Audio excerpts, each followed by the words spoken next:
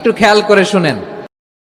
নামাজ শুরু করার আগে যদি ছোট্ট একটা আমল করেন, খুব বড় আমল না, ছোট একটা আমল।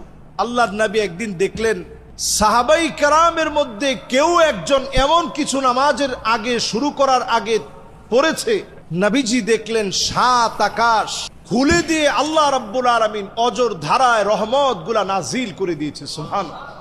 ছোট্ট এই আমলটা যদি নামাজ শুরু করার পূর্বে বলতে পারেন, কখন পড়বেন? নামাজ শুরু করার আগে।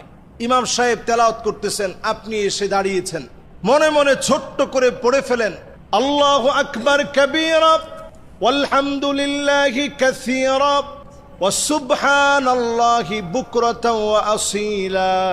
আল্লাহর নবী বললেন, আমি যখনই দেখেছি ৭ আকাশের দুয়ার খোলা হয়ে গেছে, অজর ধারায় আল্লাহ পাক রহমত নাজিল করতেছে,